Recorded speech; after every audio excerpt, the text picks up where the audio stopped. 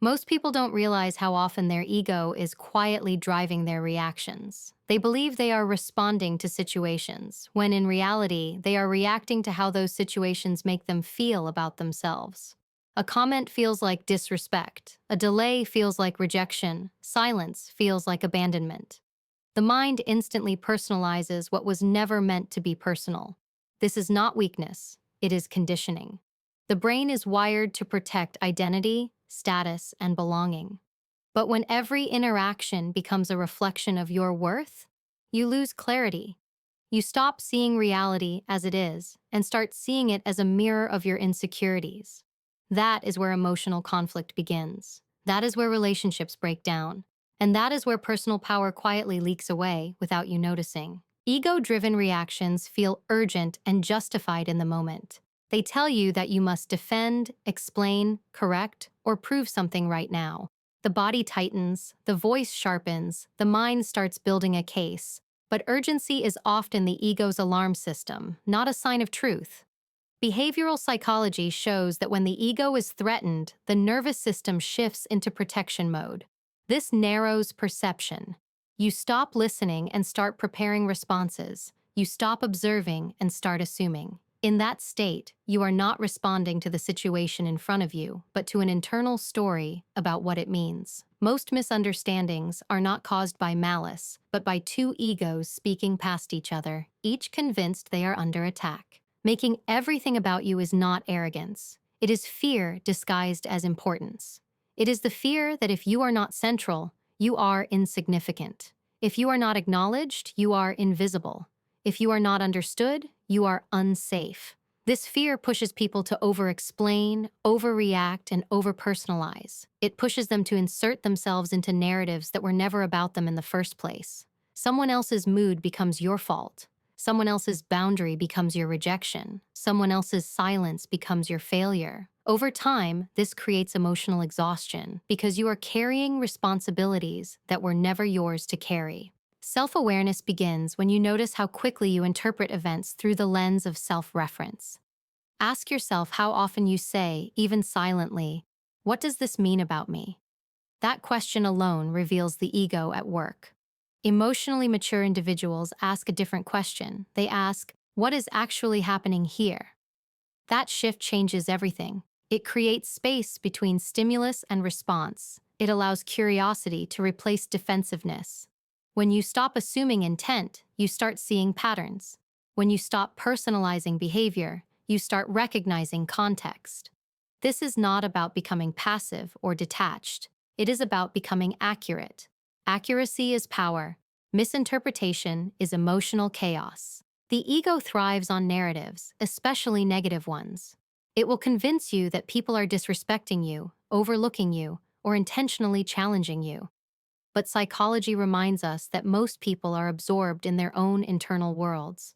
They are not studying you the way you imagine. They are reacting to their own pressures, fears, and priorities. When you make their behavior about you, you give them control over your emotional state. You hand them influence they did not ask for and likely do not want. True confidence is not the absence of emotion. It is the ability to experience emotion without surrendering control to it. One of the clearest signs of emotional immaturity is the inability to tolerate discomfort without assigning blame. When something feels uncomfortable, the ego demands a target. It wants someone to be wrong so it can be right. It wants a villain so it can be the victim or the hero. This is why small issues escalate into major conflicts. Instead of sitting with discomfort, people externalize it. They project it. They personalize it. Emotional strength is the capacity to feel discomfort and still remain grounded. It is the discipline to pause before reacting, to observe before concluding, and to regulate before responding. When you stop making it about you, you don't become indifferent. You become discerning.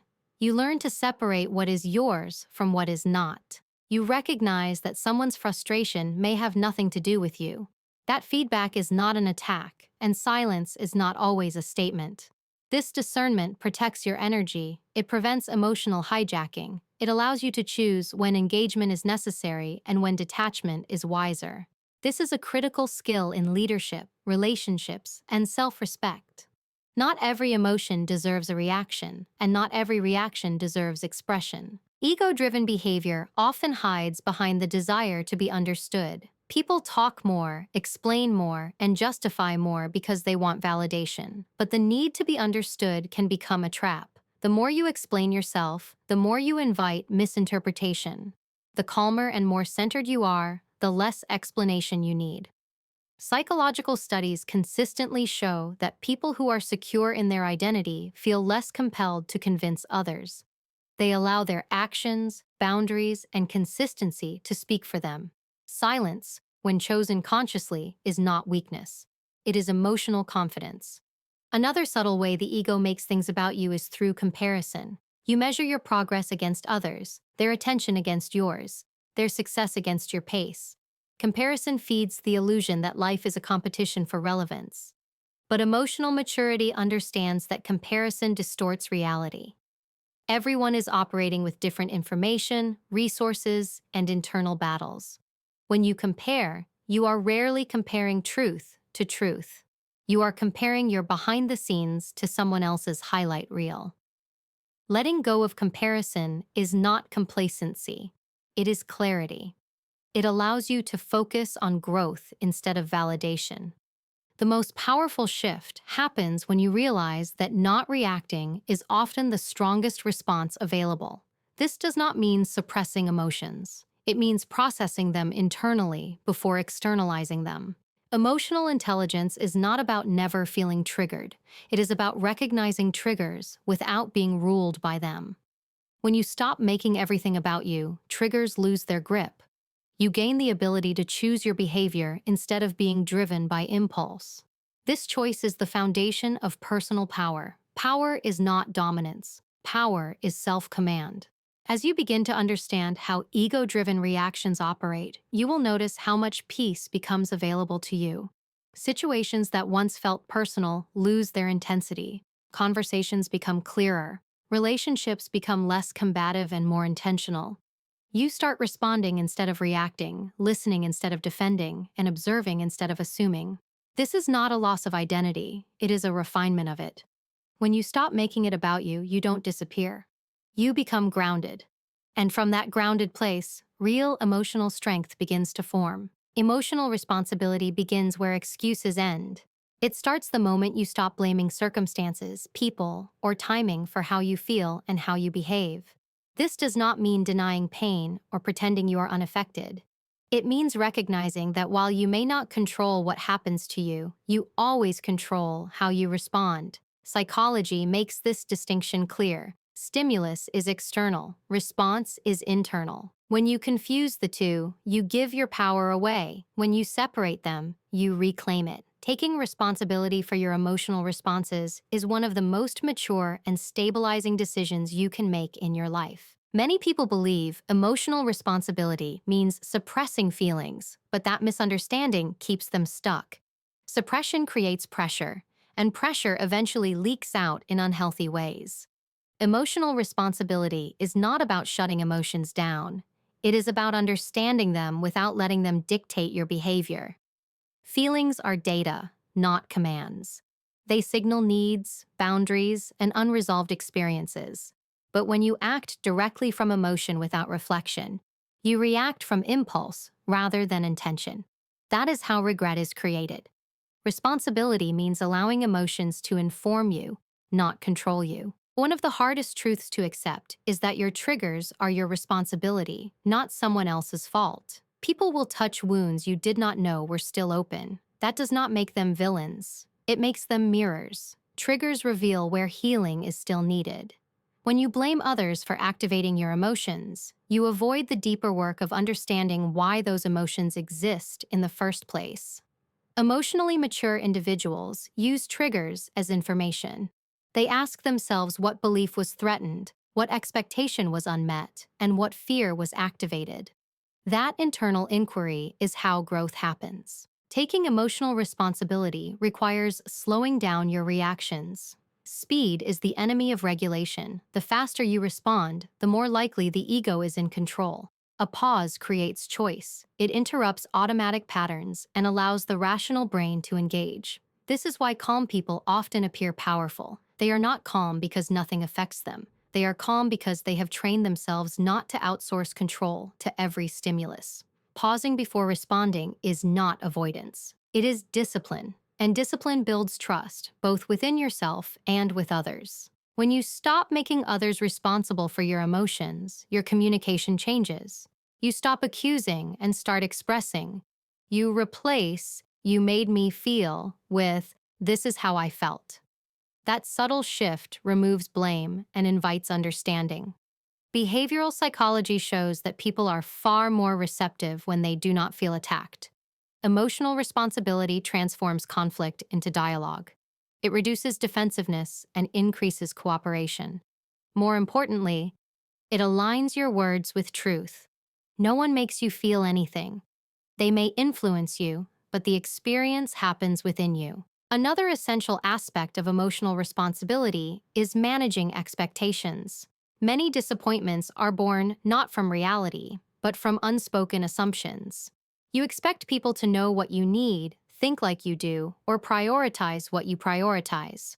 When they don't, you feel hurt or overlooked. But expectations without communication are silent agreements no one consented to.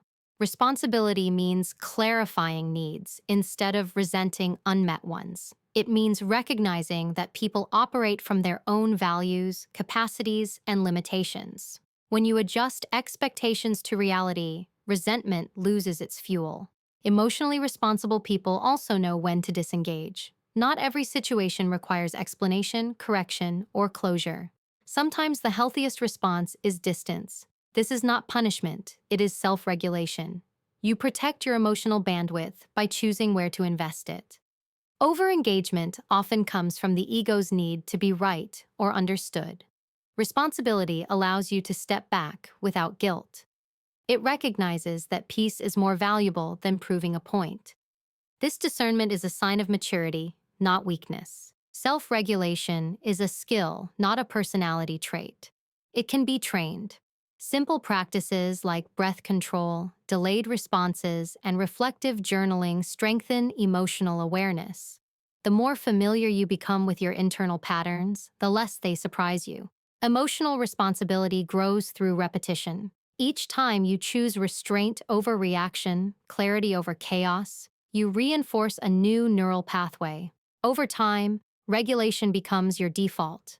You stop feeling emotionally ambushed by life and start feeling emotionally equipped to handle it. Responsibility also means owning your mistakes without self-destruction. Many people confuse accountability with shame. They either deflect blame or collapse into self-criticism. Neither leads to growth. Healthy responsibility acknowledges error, corrects behavior, and moves forward.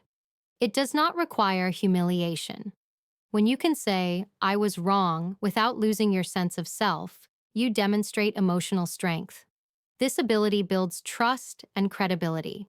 People feel safer around those who can admit fault without becoming defensive or fragile. As emotional responsibility deepens, you begin to notice how much energy was previously wasted on reactivity. Arguments shorten. Misunderstandings dissolve faster. You spend less time replaying conversations and more time living your life. This is because responsibility reduces internal conflict. When your actions align with your values instead of your impulses, inner tension decreases. Calm becomes more accessible, not because life is easier, but because you are more stable within it.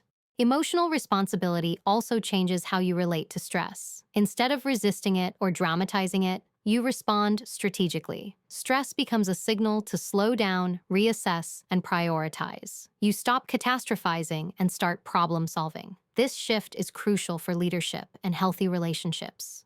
People trust those who remain composed under pressure. Composure communicates safety, and safety is the foundation of influence, connection, and respect. Perhaps the most liberating realization is that responsibility gives you freedom. When you stop waiting for others to change so you can feel better, you reclaim agency. Your mood is no longer dependent on approval, attention, or validation. You still care, but you are no longer controlled. This balance allows you to engage deeply without becoming emotionally entangled. You can be present without being consumed. That is emotional maturity in action. As you develop emotional responsibility, your identity becomes less reactive and more intentional. You no longer define yourself by how others treat you, but by how you treat yourself in response. This internal alignment strengthens self-respect, and self-respect quietly reshapes every relationship you have. People respond differently to those who are grounded, accountable, and emotionally steady. Not because they demand respect, but because they embody it. This is the turning point. Understanding ego-driven reactions showed you where your power was leaking. Emotional responsibility teaches you how to reclaim it. From here, the focus shifts from internal regulation to external mastery. Because once you can manage your emotions, you can manage your perspective. And when you master perspective, you gain something rare and invaluable: the ability to see clearly, act deliberately, and remain centered regardless of circumstance. Mastering perspective begins with understanding that perception is never neutral. What you see is filtered through past experiences, beliefs, fears, and expectations. Two people can witness the same event and walk away with entirely different interpretations, both convinced they saw the truth. This is why perspective is not about being right. It is about being aware. When you recognize that your view is only one angle, not the whole picture, you loosen the grip of certainty. Certainty feels powerful, but it is often rigid. Flexibility, on the other hand, allows growth. Perspective expands when you accept that reality is complex and rarely personal in the way the ego insists it is. Self-control is not about restraint alone. It is about choice. It is the ability to decide how much access a situation has to your inner world.